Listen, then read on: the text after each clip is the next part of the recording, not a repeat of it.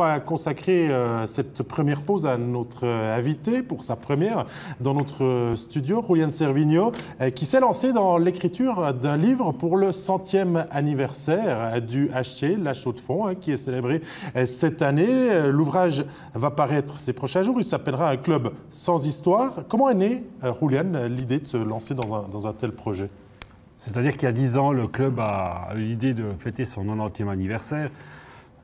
Le président Marius Meyer à l'époque et Rodolphe Catin ont eu cette idée qui paraissait un petit peu saugrenue, mais c'était une excellente idée parce que certains des pionniers, des anciens étaient encore vivants et moi j'ai pu en rencontrer quelques-uns, recueillir pas mal d'anecdotes, d'histoires. J'ai fait un supplément pour mon journal qui était à l'époque encore l'Impartial. Quand j'ai fini ça, je me suis dit, là, il y a une matière extraordinaire pour faire un bouquin. Et j'ai gardé cette histoire, cette idée dans ma tête, l'idée d'en faire sans histoire aussi. Et voilà, au début de l'année 2017, fin 2017, début 2018, je me suis lancé dans le projet. Grâce à mon patron aussi, Jacques Maté, on a pu commencer à négocier avec l'éditeur. Et ça a pris forme. Et voilà, je me suis lancé dans l'aventure de l'écrire, des recherches à partir du mois de juillet. Et ça a été une expérience magnifique. C'est un travail de longue haleine. On a revu quelques photos d'archives. Comment vous avez procédé? Qu'est-ce que vous avez retenu? Il y a beaucoup de choses, beaucoup d'anecdotes sur 100 ans d'un club quand même, comme celui du HC La Chaux-de-Fonds aussi. Oui, moi, ce qui m'intéressait déjà, j'étais un peu à l'école déjà, j'aimais bien l'histoire, donc c'était un des rares coups que je courbais pas. Et puis, quand je me suis plongé la première fois là-dedans, je me suis dit déjà, il y a une histoire incroyable à raconter autour des patinoires. Et c'est vrai qu'en remettant le nez dedans, j'ai trouvé des trucs magnifiques. Et ouais, c'est vraiment l'histoire des pionniers, des débuts du hockey dans ce pays, mais aussi, je pense, partout ailleurs. C'est vraiment une grosse aventure.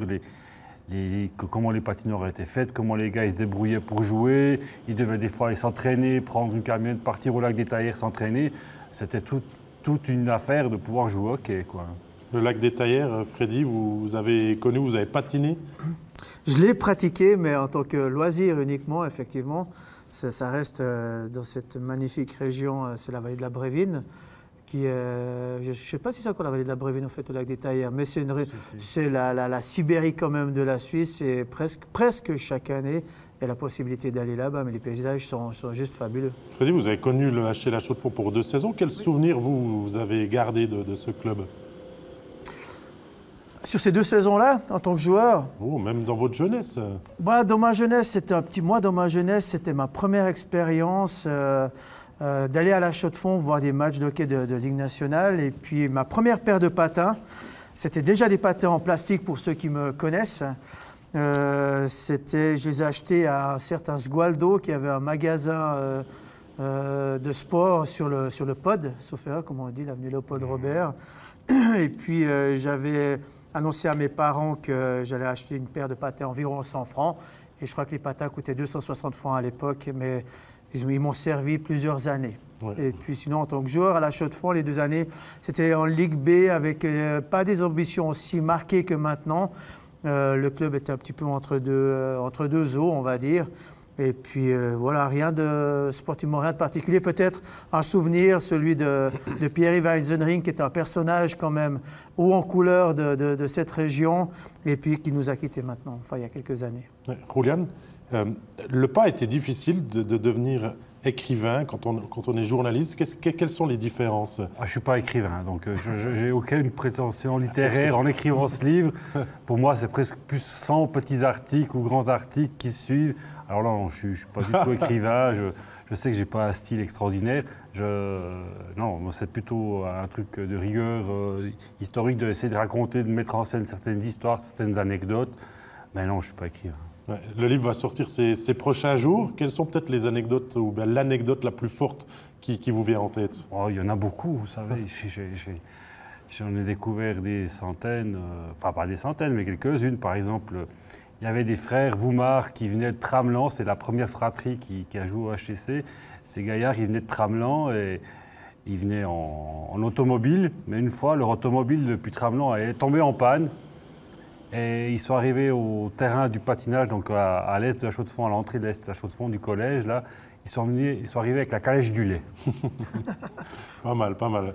Ce livre sort donc, quelles sont vos attentes? Il y a un souhait particulier? Mon attente, c'est que j'espère que les gens qui s'intéressent au HCA Chaux de Fonds et au hockey prendront du plaisir à le lire.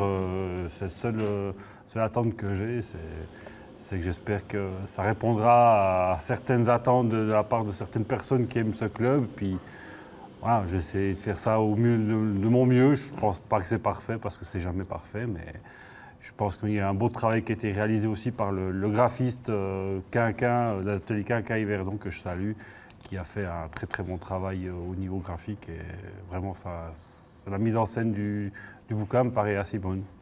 Voilà, on rappelle le nom du livre qui va paraître ces prochains jours sur les 100 ans du HCC, un club sans histoire que l'on pourra certainement retrouver dans différentes librairies et à la patinoire aussi des MLS lors des prochains matchs pour l'acquérir. Je vous propose maintenant de passer un petit coup déjà par la publicité et ensuite de revenir pour décortiquer ce qui s'est passé durant ces 20 premières minutes.